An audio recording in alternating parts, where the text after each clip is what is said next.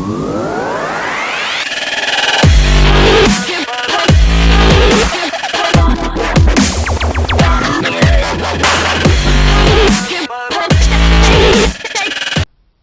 மாதான் வந்து ஒன்றும் பெருசா உபதேசம்லாம் சொல்ல போல, மெசேஜ்லாம் சொல்ல போல. ஸோ மெசேஜ்லாம் சொன்னா போர் அடிக்கும். ஆனா வந்து மனசுல தோணுன ரொம்ப நாள் சொல்லணும் அப்படின்னு நினைச்ச சில உண்மைகள் மட்டும் சொல்லலான் இருக்கேன். எல்லாம் வந்து இப்போ இன்ஜினியரிங் முடிச்சிருப்பீங்க, எல்லாம் முடிக்கிற தருவாயில் இருப்பீங்கன்னு நினைக்கிறேன். ரெண்டு விஷயம். நீ வந்து இன்ஜினியரிங் முடிக்கிற அப்படின்னு சொன்னா ஒன்று நினச்சிக்கோ, நீ வந்து ஒரு கம்ஃபர்ட் ஜோன்ல இருந்துட்டு இப்போ வெளியில வந்துட்ட. சரியா? குண்டிச்சட்டில் குதிரை ஓட்டினதெல்லாம் முடிஞ்சு போச்சு. நீ வந்து ரியல் வேர்ல்டுக்கு வர. இன்னொன்று வந்து பார்த்தா என்ஜாய்மெண்ட்லாம் மூட்டை கட்டி வச்சுட்டு பொழைக்கிற வழியை பார்க்கணும். இவ்வளோ நாள் நீ வந்து காசு கொடுத்து படிச்சிருப்ப, இனிமேல் நீ அந்த காசை வாங்குறதுக்காக பண்ண போற. ஸோ அதில் ரொம்ப பெரிய வித்தியாசம் இருக்கு. எல்லாம் முடிச்சுட்டு போனோம்னா 3 இடத்துக்கு தான் போவேன். யாராக இருந்தாலும் XYZ, எந்த காலேஜ், எங்கே வேணா படிச்சுக்கோ, 3 இடத்துக்கு தான் போக போற. என்ன ஒரு கைண்ட் ஆஃப் ஸ்டூடெண்ட்ஸ் எங்கே போகிறானுங்க, வேலைக்கு போகிறானுங்க. இன்னொரு பாதி பேர் வந்து படிக்க போகிறோம் அப்படின்னு சொல்லிட்டு போகிறாங்க. மீதி பாதி பேர் வந்து என்டர்பிரனர். ஸோ அந்த மாதிரி அப்புறம் வேலை கிடைக்காம இருக்கிறேன். அந்த மாதிரியான ஒரு 3 கேட்டகரியில் தான் எப்படி இருக்க போகிறீங்க. ஃபஸ்ட்டு வேலை கிடச்சிட்டு போகிறீங்க. ஐடி வேலை நீ செலக்ட் பண்ணியிருக்க அப்படின்னு சொன்னால் ஒன்றுக்கு ஒரு 2-3 தடவை யோசிச்சுக்கோ. நீ வந்து உன் கோர் ஃபீல்டில் இருந்து நீ வந்து ஐடி ஃபீல்டுக்கு போகிற அப்படிங்கிற சமயத்தில் நீ வந்து கோர் ஃபீல்டை முதல்ல ஒரு தடவை ட்ரை பண்ணிடு.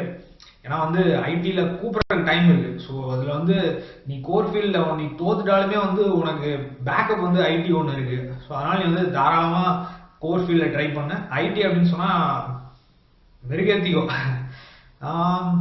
பச்சையா சொல்லணும் அப்படின்னு சொன்னால் ஐடியில் வந்து அமெரிக்காக்காரனுங்க, ஸோ ஃபாரின் பண்ணுற ஷிட் வேலை தான் வந்து நீ பண்ண போகிற. மோஸ்ட்டாக வந்து பார்த்தீங்கன்னா எல்லா ஐடி பசங்ககிட்ட யாரோ வேலை பார்க்குற யாருக்கிட்டே போய் கேட்டாலுமே வந்து அவனுக்கு என்ன வேலை பண்ணுற அப்படின்னு ஸ்பெசிஃபிக்காக சொல்ல மாட்டேங்கிறானுங்க.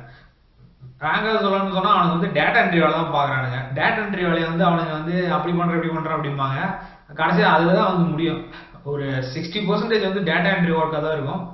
அதை வந்து வெளியில் சொல்கிறதுக்கு வந்து அப்படி சொல்ல மாட்டாங்க. எப்படி ஓப்பனாக எப்படி சொல்லுவோம், அதனால் வந்து யாரும் சொல்ல மாட்டாங்க.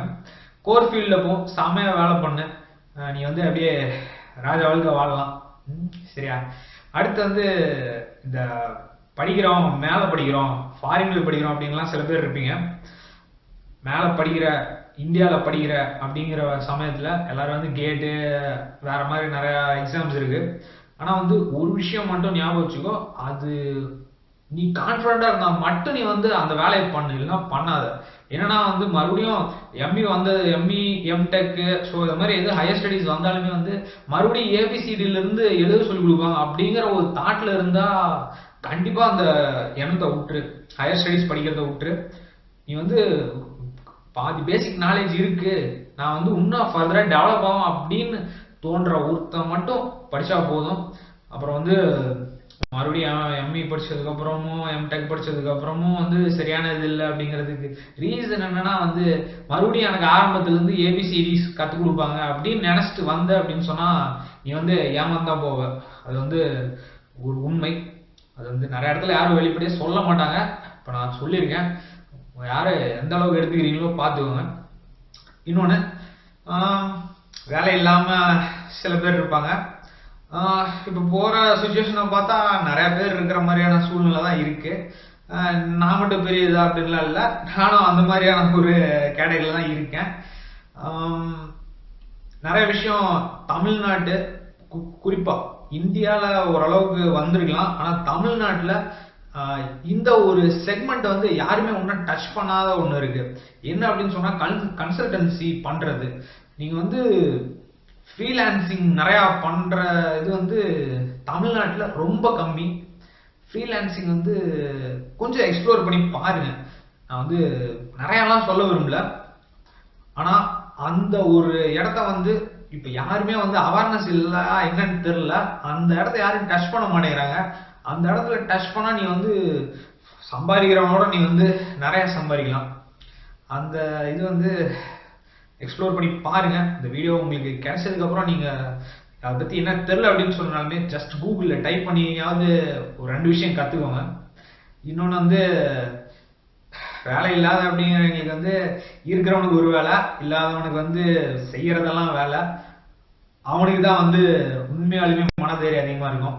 ஒரு இடத்துல அடி மிதி வாங்கினா தான் வந்து அந்த ஒரு வழியோட ஒரு சந்தோஷம் கிடைச்சாதான் வந்து அது ஒரு மிகப்பெரிய சந்தோஷமா இருக்கும். வேலை கிடைக்கல அப்படின்னு சொல்லிட்டுலாம் ஃபீல் பண்ணாங்க. நிறையா இங்க என்ன சொல்றது, இப்போ காலேஜ்ல வந்து உங்க கூட படிச்சவங்க ஒருத்தர் வேலை வாங்கிட்டு போயிட்டான் அப்படின்னு சொன்னா உன்னால வந்து அவனை பிடிக்க முடியாதுன்னு நினைக்கிறியா? ஆனா அஸ்தால்ட்டுன்னு பிடிக்கலாம். என்ன பண்ண போறானுங்க, அவனுங்க டேரக்டா கம்பெனிக்கு போறானுங்க. நீ வந்து வேற ஒரு 2-3 வழியில போகலாம். ஒன்று ஆன் கேம்பஸ்ல போகலாம், ஆஃப் கேம்பஸ்ல போகலாம், இல்லைன்னா வந்து ஒரு கன்சல்டன்சில போகலாம், இல்லைன்னா ஃப்ரீலான்சிங் பண்ணி போகலாம். ஏகப்பட்ட இது இருக்கு. அவன் போயிட்டானே அப்படிங்கிறத தாட்டு மட்டும் உன் மைண்டுக்குள்ள கொண்டு வந்துடாத. உனக்குன்னு ஒரு தனி இது இருக்கு, அதை நீ வந்து எப்பவுமே விட்டு கொடுக்காத. எல்லாம் முடிச்சுட்டு போற எல்லாத்துக்கும் வந்து என் அட்வைஸ் கிடையாது. ஆனா ஒரே ஒரு விஷயம் சொல்லலான்னு இருக்கிறேன். ஏதோ ஒரு பாயிண்ட் ஆஃப் டைம்ல நீ வந்து இந்த 3 கேட்டகரியில எங்க போனாலுமே ஒரு பாயிண்ட் ஆஃப் டைம்ல ஒரு மனசுக்குள்ள ஒண்ணு சொல்லும், இது பண்ணலாம், இது செட் ஆகும் அப்படின்னு சொல்லிட்டு. அந்த ஒரு இதை மட்டும் நீ யாருக்காகவும் எதுக்காகவும் விட்டு கொடுத்துறாத. ஏன்னா அதுதான் உங்க லைஃப் சேஞ்ச் பண்ற ஒரு விஷயமா இருக்கும்.